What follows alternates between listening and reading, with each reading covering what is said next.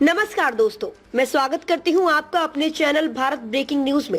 सेवानिवृत्त अधीक्षक मोहिंदर सिंह राठी को अश्रुपूर्ण श्रद्धांजलि। पंचकुला 25 मार्च 2025। लोक निर्माण विभाग हरियाणा के सेवानिवृत्त अधीक्षक मोहिंदर सिंह राठी को श्री गुरु रविदास भवन सेक्टर 15 पंचकुला में भावभीनी श्रद्धांजलि अर्पित की गई। इस शोक सभा में सैकड़ों गणमान्य व्यक्तियों और समाज के विभिन्न वर्गों से जुड़े लोगों ने भाग लिया और उनके व्यक्तित्व व कृतित्व को याद किया। सभा में स्वामी मंगलानंद जी महाराज ने अपनी भावपूर्ण वाणी से जीवन का सार समझाते हुए श्री राठी के समाज सेवा और ईमानदारी के गुणों को रेखांकित किया। श्रद्धांजलि देने पहुंचे अनेक गणमान्य व्यक्ति। शोक सभा में प्रमुख रूप से श्रद्धांजलि अर्पित करने वालों में विनोद तेजयान, पूर्व राज्य मंत्री उत्तर प्रदेश, KS भोरिया, IAS पूर्व कमिश्नर हरियाणा, चौधरी लहरी सिंह, पूर्व विधायक, doctor Balraj Singh, HOD, B&R, Raj Kapoor Ahlawat, chairman federation of Shri Guru Ravidas और BR अम्बेडकर सभाएं Haryana, DP Punia secretary general,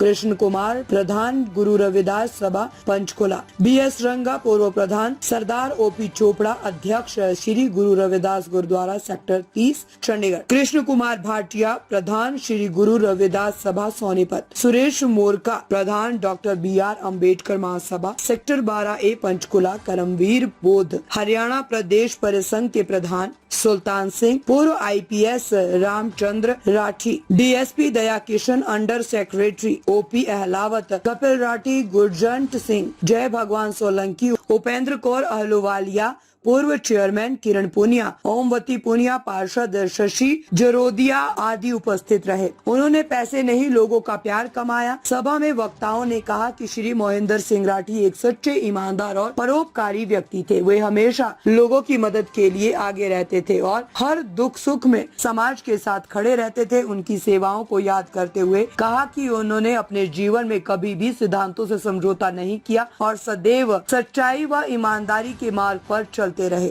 हमेशा दिलों में बसे रहेंगे राठी। 18 मार्च 2025 को उनका निधन हो गया, लेकिन वे अपनी नेकी और सेवा की भावना के लिए हमेशा लोगों के दिलों में जीवित रहेंगे। वक्ताओं ने कहा कि उनकी स्मृति को जीवंत रखने का सबसे अच्छा तरीका होगा कि हम उनके द्वारा दिखाए गए मार्ग पर चले और समाज के प्रति अपनी जिम्मेदारी को निभाएं।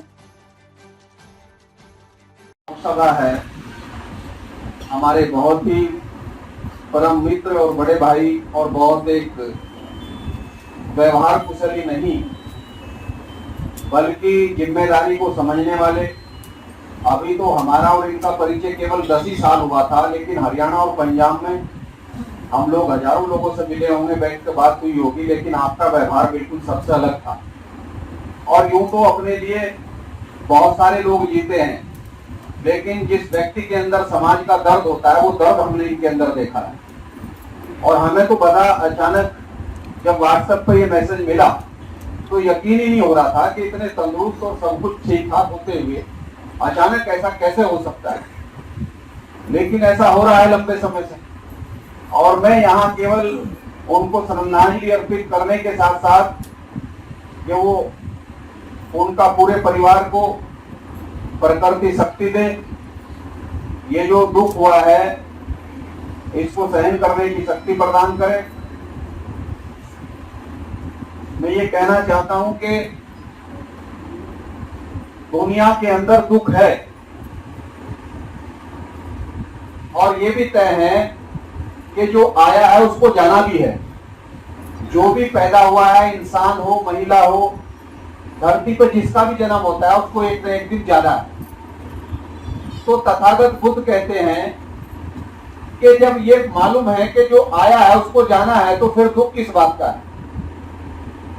तो दुख इस बात का है कि जब व्यक्ति 80 साल, 100 साल, 90 साल और अपनी जो जिम्मेदारियां हैं, बेटा है, बेटी है, परिवार है, अगर सारी जिम्मेदारियों का निर्वहन करने के बाद इस दुनिया को छोड़ता है तो शायद दुख कम होता है, क्योंकि जिम्मेदारियां लगभग पूरी हो जाती है। लेकिन दुख जब इतनी कम उम्र में इंसान अपने बीच से चला जाता है तो परिवार को तो कष्ट होता ही होता है, तमाम रिश्तेदार, नाते, और जो आदमी सामाजिक होता है पूरे समाज को भी क्षति होती है। तो भगवान बुद्ध कहते हैं कि दुख है, समस्या है, लेकिन हर दुख के पीछे कोई कारण है और दुनिया का कोई कारण ऐसा नहीं है जिसका निवारण ना हो, लेकिन पहले उसको कारण को ढूंढना पड़ता है। अगर हम कारण का निवारण कर लें तो आकस्मिक दुखों से बचा जा सकता है, लेकिन हमारे लोग जो हमारे महापुरुषों का मार्ग है, हम कहीं ना कहीं उस मार्ग से विचलित हैं और दुश्मन हमारे रास्ते में जो समस्याएं पैदा कर रहा है, जो कोरोना के नाम पर घर घर में ये इंजेक्शन आपको दिए गए और लोग बोलने की हिम्मत नहीं करते हैं। इससे पहले इतनी कम उम्र में ढूंढने से भी इस तरीके की मौतें नहीं मिलती थी, लेकिन आज पूरे देश के अंदर लाइन लग रही है। चाहे 40 साल का हो, बैठे बैठे कोई नीचे गिर जाता है, कोई चलते चलते गिर रहा है और किसी ने भी इस देश में बोलने की कोशिश नहीं की कि एक छोटे से मामूली से जुकाम को भी इस तरह से बता करके पूरे देश का मूर्ख बनाने का काम कर दिया। और जबकि उन्होंने जो उनका असली एजेंडा था, जो उन्होंने एक तरफ मस्जिद बताई थी और एक तरफ मंदिर बताया था, वो काम उन्होंने इसी लॉकडाउन को लगाकर, ये बीमारी दिखाकर के वो देश में अपना काम पूरा कर लिया। तो समाज के बुद्धिजीवी और तमाम जिम्मेदार लोग यहाँ बैठे हुए हैं। जितना कुछ महापुरुषों ने किया था, केवल महापुरुषों को माला चढ़ाने से, केवल एक दिन श्रद्धांजलि अर्पित करने से, ये रोने से कुछ भी होने वाला नहीं है। इसको समझना पड़ेगा और समझ करके सही लाइन को लेकर के उस पर एक्शन करना पड़ेगा। कब तक चुप बैठोगे?